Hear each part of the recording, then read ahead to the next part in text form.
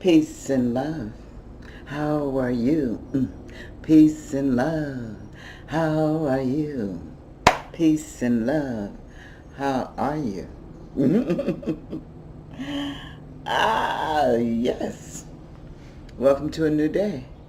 Another day to live and breathe and walk the planet Earth. Another day closer to your dreams being fulfilled, manifested, visualized, energized. Another day. Another day of love. Another day of joy. Another day of bliss. Another day. Another day. Another $1 million. That sounds good, right? Sounds good to me. Then you can become a penta-millionaire. That's $5 million. And then a deca-millionaire, which is deca-millionaire. Deca-millionaire. Yeah, I love it. Okay. But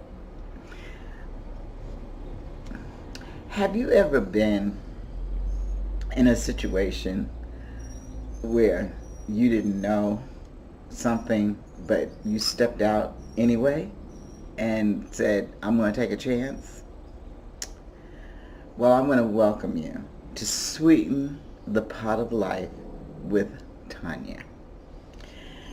And today, I'm going to share with you maybe more than one story, but definitely one.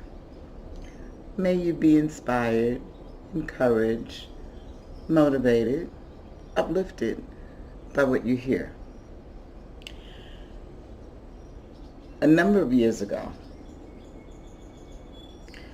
I had wanted to model. I had the look. Oh, I had the look, child. I had the look. I had the walk. I was getting ready to get a letter of recommendation to one of the top 3 modeling agencies in the world. And life happened. Life happened, and that didn't happen. And was I a little devastated? Oh, definitely, because I'm like, this is it. I'm about to get a letter of recommendation to one of the top 3 modeling agencies in the world. I have the look. I know I can do this. I am so ready. And life happened. But, it's said, the subconscious, that God mind, that all-seeing eye knows what's right for you and what's not right for you. And it's a very, I can only say evidently that path wasn't right for me. So what did I do? Instead of staying depressed, instead of staying in an energy that was not benefiting and uplifting, I said, well, if I can't model, I'm going to start a company of models. Start my own modeling company, disco modeling, because disco modeling was very popular back then. So anyway, I met a young lady. I don't remember how I met this young lady. I really don't recall.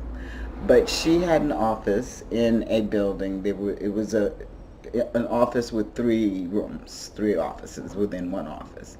And it was on 42nd Street and 8th Avenue in a, office building. And she had one office. There was someone else who had another office, and there was one more office left. And she said that I could use that office, to develop my business, and I could be there rent-free for 3 months. So I'm like, oh, that gives me an opportunity to, build. And then I was introduced through her to a young man who was doing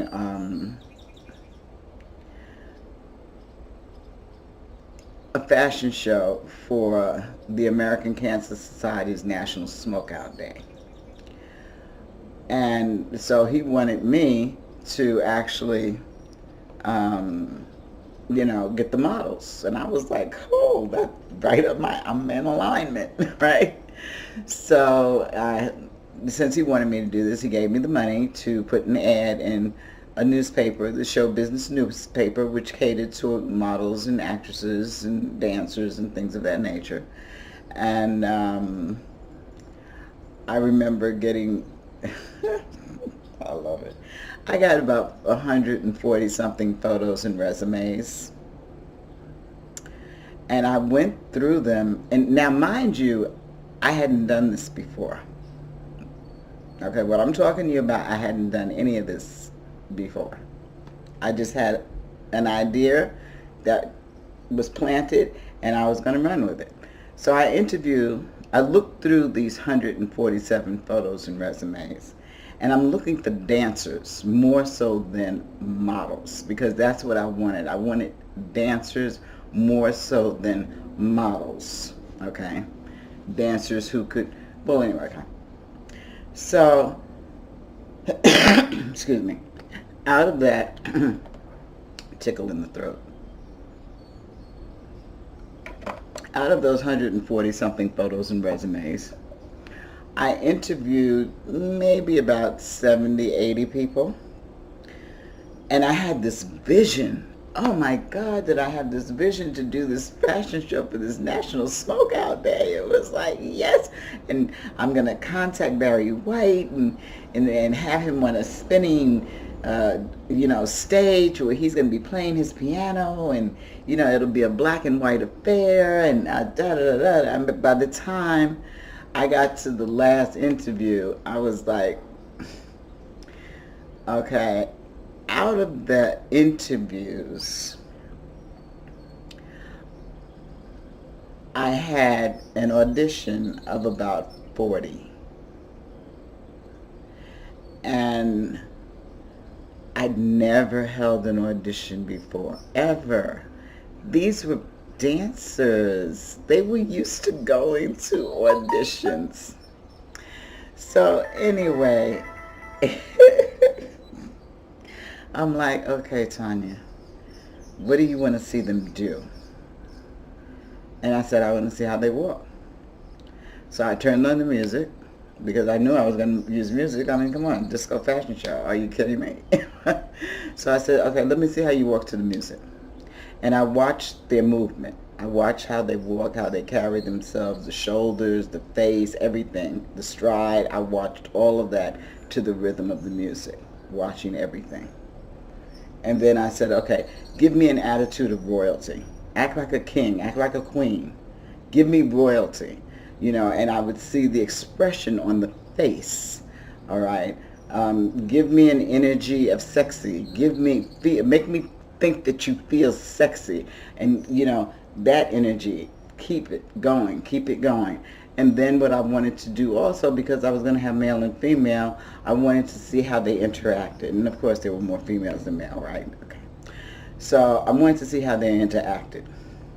So I would pair them together, pair females with, do I have to repeat myself? I pair them together, right? And then I would see the dynamics between them, because I would ask certain questions. All right, how would you feel if you were in love with this person? What kind of expression would you have on your face? Da-da-da-da. And so anyway, I'm going through this, and I'm seeing what I want to see. And by the time the audition was over, I knew that I was only going to choose 9 out of that approximately 40 people. But they applauded. I was like, why are you applauding? And I got back, because that is the best audition we have ever been to. I was like, well, look at that. First time I had ever done it. Well, I got my company of models together. The idea for the fashion show for the American Cancer Society fell through. But I was able to connect. I don't recall how the connection happened, but I was able to connect through someone to G. Keith Alexander, who was he was debuting his after work affair at Cafe Regionette, which was on Park Avenue. And I'm like, oh, okay. So I had these 9 people, male and female, and I, got clothes. I had a makeup artist. I had my photographer. I had to find out I could get stockings and shoes and just tape the bottom of the shoes. I found out a whole bunch of stuff as far as being able to pull this fashion show off in the way that I wanted it to, but in a different way, in a smaller environment. And meanwhile, I'm getting everything for everybody else. And I got to get stuff for me to wear, and I'm commentating. So I'm going to be visible all the time, right? So I'm in the men's boutique picking up clothes for the males who were in the show. And I said, oh my God, I forgot to get something for myself. So they said, no problem, we'll hook you up.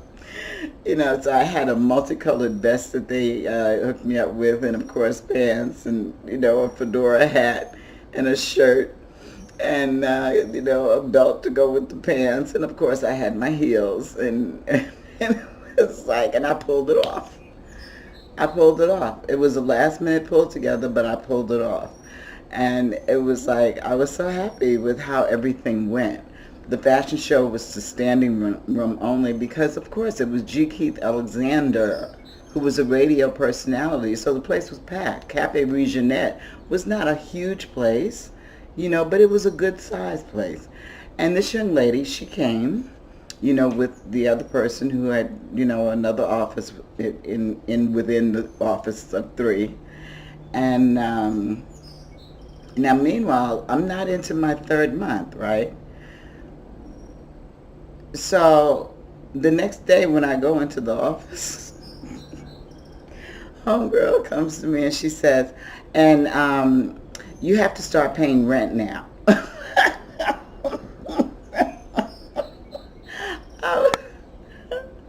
I had to laugh because that particular fashion show was a debut. It wasn't a paid show. It wasn't a paid show. Period. It just wasn't. It was a debut to step out and to let people know about Tonya Slade and Company Models in Review. REVUE. And so needless to say, I ended up leaving that office and I was a little devastated, but hey, not for long. Because inventive me, creative me, innovative me found other ways to do what I wanted to do. And so there was one particular club that I did fashion shows every 3 months, paid this time, where I could pay the staff and get paid myself, for 3 years, every 3 months for 3 years. And it was really interesting and fun to find out the different places that I could get clothes and shoes and stockings and dance skin and bathing. I mean, it was wonderful, but I knew nothing initially. I just stepped out there. I stepped out on faith. I stepped out with a vision, with an idea.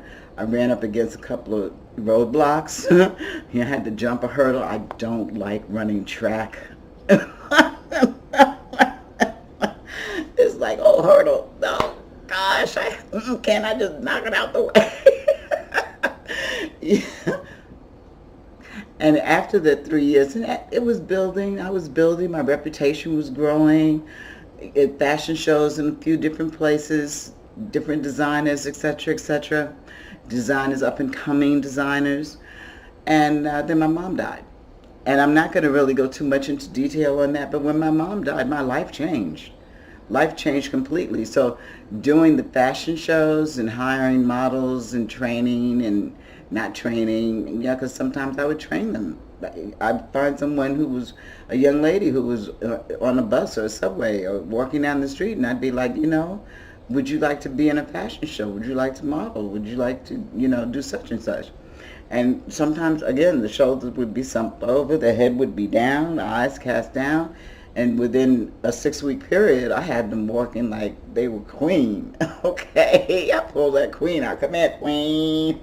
Let me pull that queen out of you, you know. So, but yeah, when Mom died, things changed. But the reason why I'm telling you this is because I want you to know that you don't always have to know everything about what you're stepping into. Sometimes you just have to dive into that water and do the dog paddle. Okay? Because I did the dog paddle.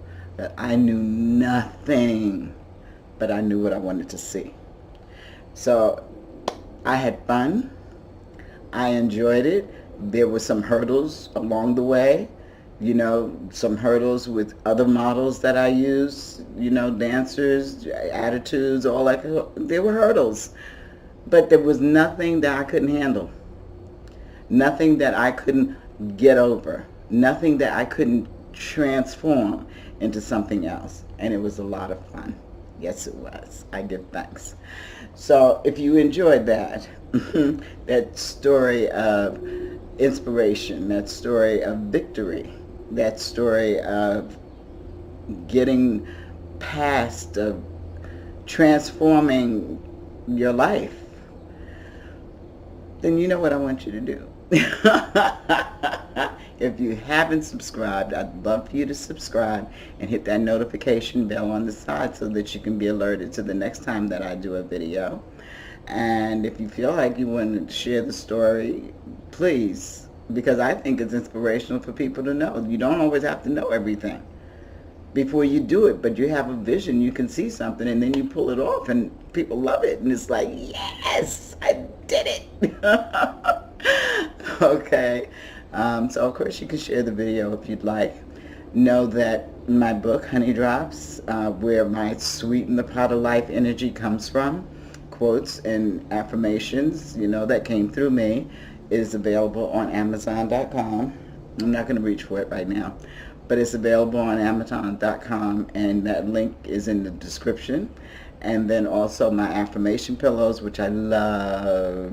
The affirmation pillows, basically the original idea of the affirmation pillows was the quotes that came up from the book to put them on pillows and mugs, you know, and give it a different energy.